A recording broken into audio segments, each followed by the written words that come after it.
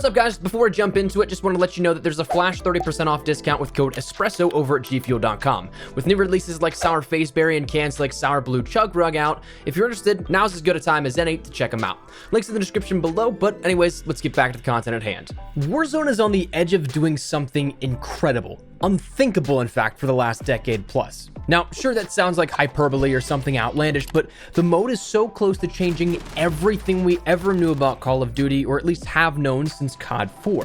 Warzone is about to unite Call of Duty into one singular universe, both Modern Warfare and Black Ops universes, and before we write this off as something entirely off base or impossible, we're gonna prove it today because as of this week's mid-season update for Modern Warfare, the clues have all finally started to come together, and close enough that if we take a step back, we can see that picture of the puzzle at hand. So today, get ready to make like Charlie connecting the dots with Pepe, Sylvia, and Carol and HR, because we're about to propose a theory that will be either absolutely absurd or absolutely mind-blowing in a few weeks' time when we see the full puzzle come together. So sit back, relax, let me know your thoughts on the theory, and be sure to subscribe for more. But let's start here with firstly saying this. It's important to understand that Modern Warfare was a reboot that set the franchise up for another run of possibilities. Modern Warfare 1 through 3 in the air quote golden era of COD was something that was unforgettable, but the prospect of a successor or a predecessor would have been something that was tough enough to manage. Fitting the expectations to follow up or precede such a legendary story arc would have been next to impossible, but a soft reboot to create a new arc was something that was honestly brilliant. It didn't pigeonhole any narrative directives, and unbeknownst to us, it could have set up a much larger universe, which it seems to have done in the process.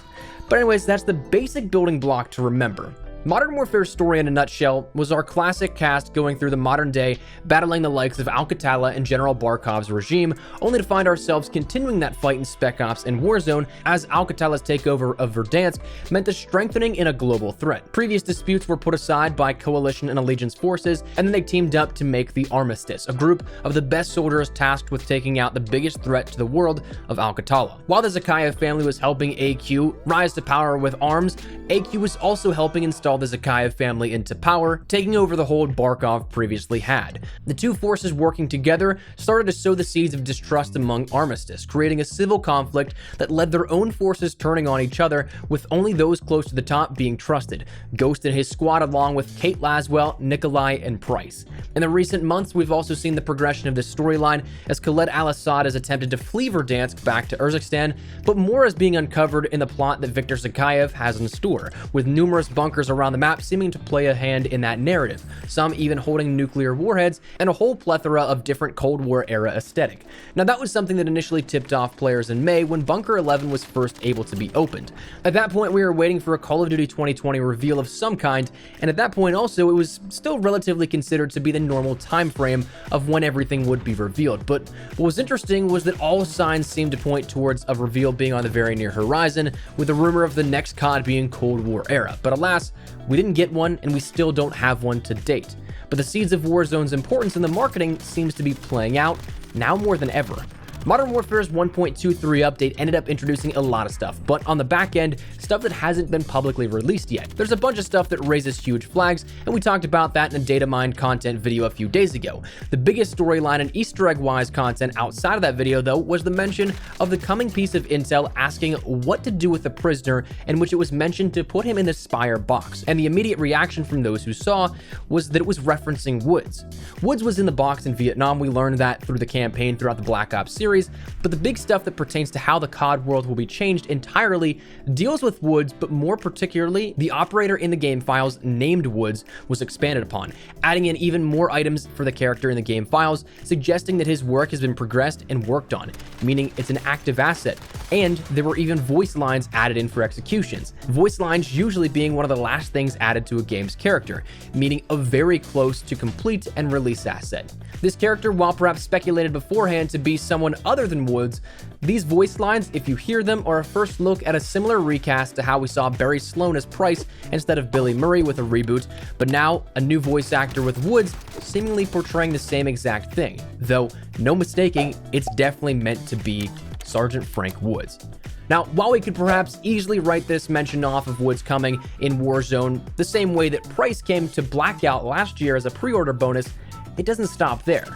The rest of this update also included plenty of items in the files for the Easter egg progression, including new voice lines for subway systems with departing and incoming trains, but perhaps the biggest one coming along the lines of a new voice line seemingly tying in with the Easter egg, with 2 announcer variations saying the following: signal lost, aborting decryption. Encrypted signal located, maintain signal while decoding. Your teammate is defending a decrypted signal, protect them. Encrypted signal intercepted, sending you the code, code located, code acquired. Q1 resurrection, rooftops, core. Redacted, every journey begins with a single step. This is step 1. This way, everything is ready. A labor camp, a hellhole called Vorkuta. 54, 23, what is it? 5, 11, 19, 45, of course, lucky 7. Ascension, 7, 15, 1, 2, 19, 7, 25, 6, 13, 6, 7, 15, 14, 0. Now, if this sounds familiar, well, it definitely should. Ascension, 7, 15, 1, 2, 19, 7, 25, 6, 13, 6, 7, 15, 14, 0. Mason, every journey begins with a single step. This is step 1! Clear as day in my mind, irrefutable evidence that at the very least, this is a teaser for the next Call of Duty, likely confirming the fact also that it's a soft reboot set in the Cold War, as well as revisiting some of that timeless story that we've come to know and love. But what's even crazier is that when we step back again, this is still not the first time that we've seen a direct correlation of the Easter egg to Black Ops.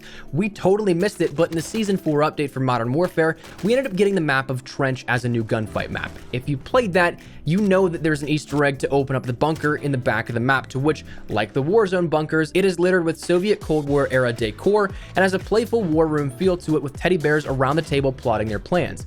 But when you take a look at the one secretarial desk, perhaps the showing of the clip just a few moments ago jogs your memory, that teddy bear with the long hair at the desk with a telephone, cigarette, and radio is a direct play on the sleeper agent transmission from the opening of Black Ops. So the real question now comes down to what's next, because we clearly have had a ton of stuff hinting at something Black Ops related, and again, whether or not it's just some marketing that, like Black Ops 3 teased Infinite Warfare, maybe it's like that. But with everything in Warzone being so linear as a part of one narrative, a universal bleed over wouldn't make a whole ton of sense if there wasn't some form of continuity to it. And this leads me to believe that we'll see some sort of shift into the larger singular universe of Call of Duty. Not necessarily just Modern Warfare and Black Ops split, but instead just one. Especially when you consider the pieces of the puzzle so far. That Ascension code coming back to that one being read by our announcers is the trigger for the attack in Black Ops at the very end. A singular point with such large implications in the Black Ops storyline is now being repeated for either nostalgia and reference value, or being a leftover key from perhaps the bunkers in Warzone straight out of the Cold War. What we could be seeing is just a reboot of everything and creating one large universe. And to me, that's one of the coolest things ever. But what gets my mind going even more is that truly, this may not be the first time that we've seen the start of everything being put into motion. No, because what if I told you this could have come from way before, in front of us this whole time? Do you remember how Black Ops 4 didn't have a traditional campaign? How we had specialist missions in air quote place of a traditional campaign when it was reported it just didn't work out in terms of getting a campaign to where they wanted it to be?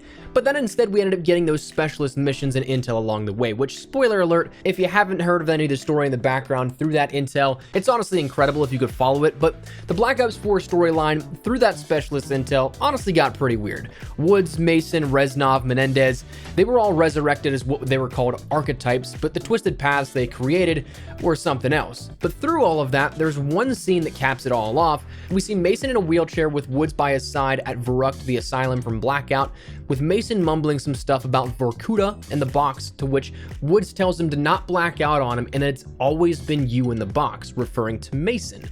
So Black Ops 4 either has Woods turning evil to brainwash his best friend after being resurrected, or we learn then and there that what we've known about Black Ops since the very beginning was wrong, and in that singular moment, we could go back and relive the real events of the Black Ops saga, but in a flipped narrative, a reboot of its own, perhaps even hinted at in Black Ops 4. So with all of this coming to terms, of course, this is all just perhaps one crazy conspiracy theory or some elaborate plan that, whether by accidents of fumbling through different narratives and how you could connect the two, they just somehow worked, or maybe it actually is something scripted from the very beginning here, and we see this all come into one universe. I think that'd be the craziest thing to see here, and of course, over the next couple of weeks, we'll end up finding out just in fact if that's the case or not. But that's where we're at here with it. So I'd love to get your thoughts and feedback down there in the comment section down below. Am I some zany nut job here at this? Is this theory completely crazy and outlandish, or does it have some modicum of truth to it? Is it something that does seem believable? Let me know your thoughts down below, but hopefully enjoyed the video. If you did, make sure to drop a like down below, and of course, if you are new to the channel, make sure you guys subscribe so you don't miss a single thing regarding all things Modern Warfare and Black Ops, assuming that may be the next title. But if you're interested in any of that, hit that subscribe button so you don't miss a single thing regarding any of that on a daily basis. As well, if you also want to follow me over on Twitter and Instagram, those are the best places to get connected outside of YouTube. Practically live on both those. If you guys want to strike up a conversation, ask me a question, whatever it may be, that link is down there in the description below. That said, thanks so much for watching. Mine has been Espresso. I'll see you guys later. Take care and peace.